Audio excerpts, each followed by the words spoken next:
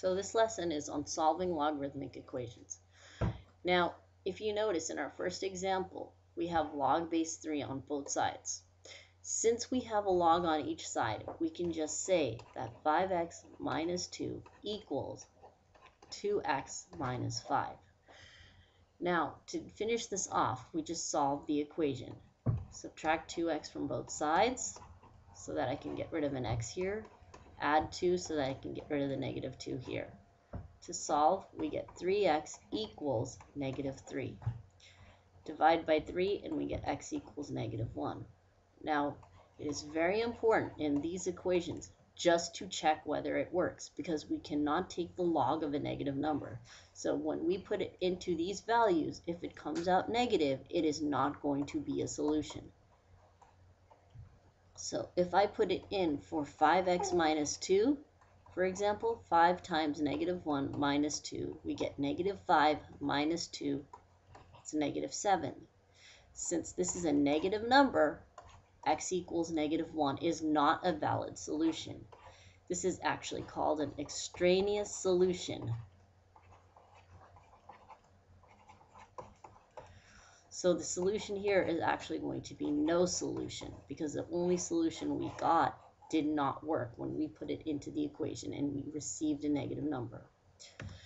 Next, we have ln of x plus ln of x minus 4 equals ln of 3x minus 6. Whenever we have addition, by property 1, we always multiply the terms. So we're going to multiply x times x minus 4. Now, the first thing we need to do is we need to make sure that we have the same terms here. So we have an ln and we have an ln. Now, all we have to do is simply set everything equal to each other.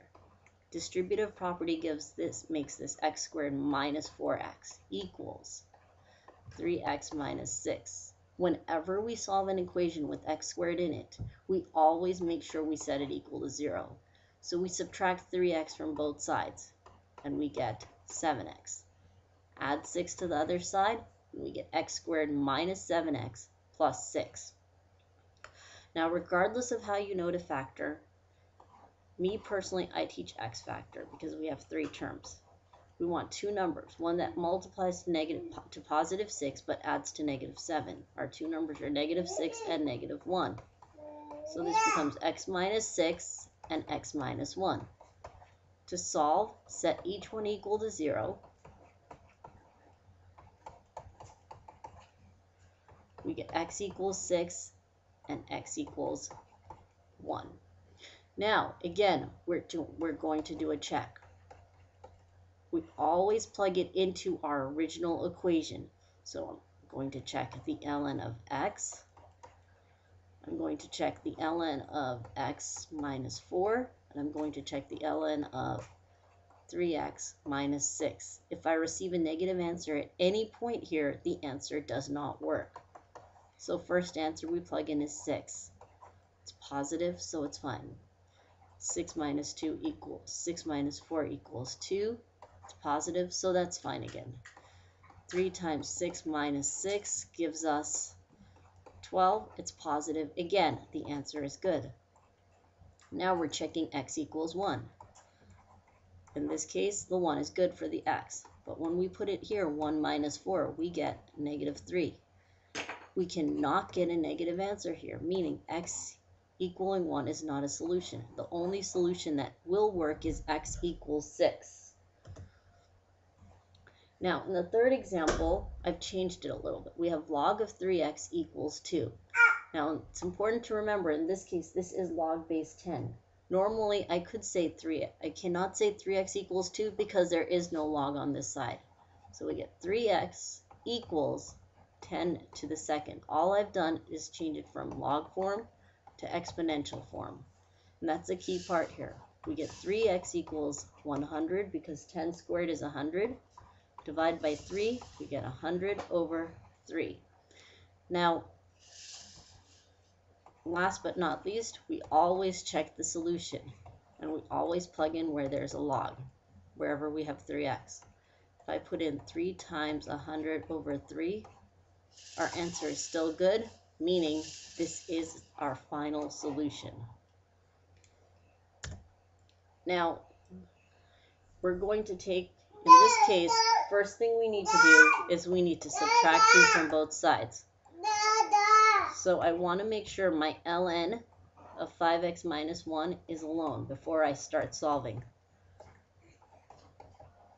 To solve this, divide by 3. So we get ln of 5x minus 1 equals 5 over 3. Since I don't have an ln on both sides, this is base e. We change this to exponential form. So we get e to the 5/3 equals 5x minus 1. Solving out e to the 5/3, we get this as 5.294 equals 5x minus 1. To solve, add 1 to both sides, so we get 6.294 equals 5x. Divide by 5, we get x equals 1.259. This is our final solution. Now, last but not least, check your answer. So we only care about the ln of 5x minus 1. We want to make sure whatever this is inside is not negative.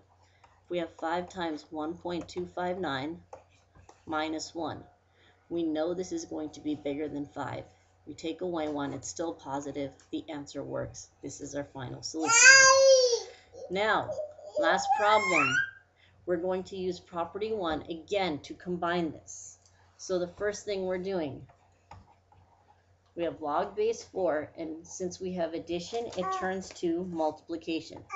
X squared minus 6x. I'm using distributive property there. Now, in the last problem, I had a log on both sides. In this case, I don't. We're changing this to exponential form. So we get 4 to the second equals x squared minus 6x. We solve by saying 16 equals x squared minus 6x. 0 equals x squared minus 6x because I moved the 16 over to the other side. Again, you can factor any way you like, but you get x minus 8, x plus 2. One of the tricks I like to use on problems like this, I like to just go straight to the answer. I can say x equals 8 and x equals negative 2. Again, check your answer every single time. If you do not check your answer, this will not work out.